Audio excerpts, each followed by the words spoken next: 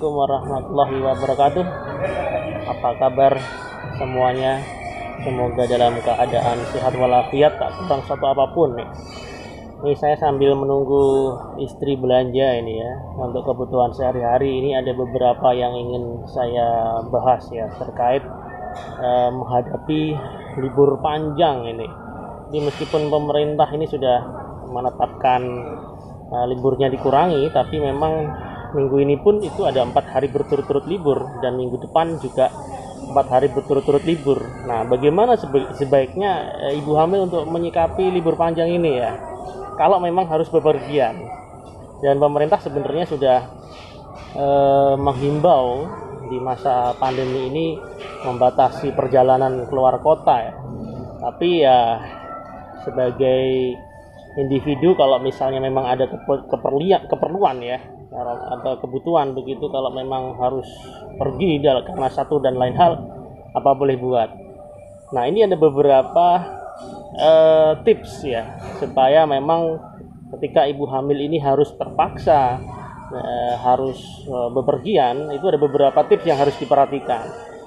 Yang pertama, saya kira tentu tetap harus menjalankan protokol kesehatan selama COVID ya.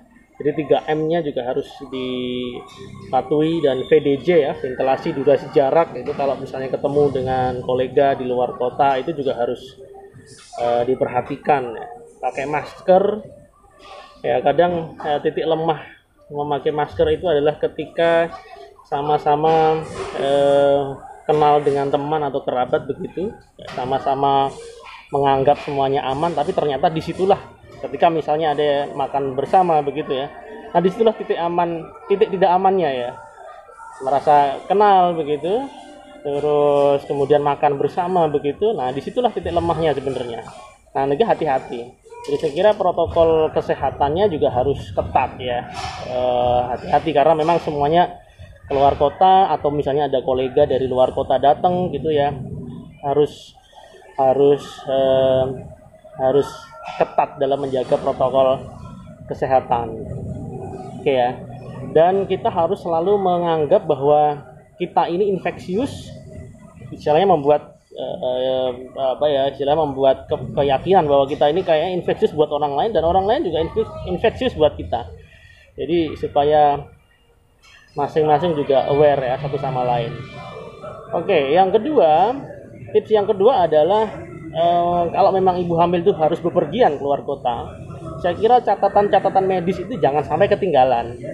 Jadi misalnya kalau ibu hamil itu ada buku kontrol ya, buku KIA warna pink itu ya dari pemerintah ya.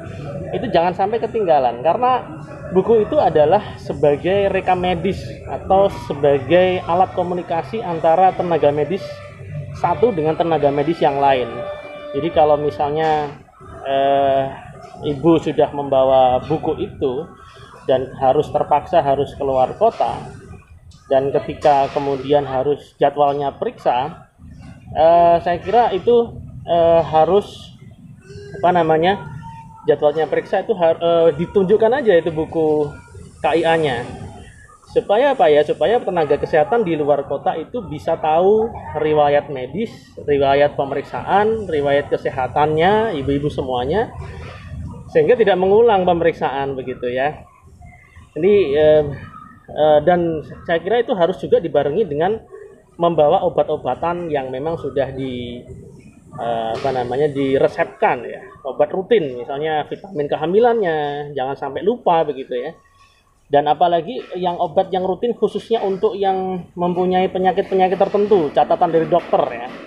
Misalnya katakanlah punya riwayat hipertensi atau punya riwayat diabetes mellitus dan harus mengkonsumsi obat-obatan rutin. Nah, jangan lupa itu. Ya, jangan dilupakan membawa itu. Itu saya kira wajib ya. Wajib diketahui. Terus yang ketiga yang harus diperhatikan adalah harus mengetahui tanda-tanda kegawatan ya. Tanda-tanda kegawatan itu harus diketahui supaya ketika Anda nanti bepergian keluar kota bisa nyaman. Apa saja sih hal-hal yang memang harus periksa segera begitu ya di tempat luar kota. Yang pertama saya kira tanda yang paling sering adalah ada perdarahan dari jalan lahir, itu harus diwaspadai ya. Baik itu hamil trimester 1, trimester 2 maupun trimester 3, silahkan aja langsung ke bagian emergensi ya untuk periksa itu ya.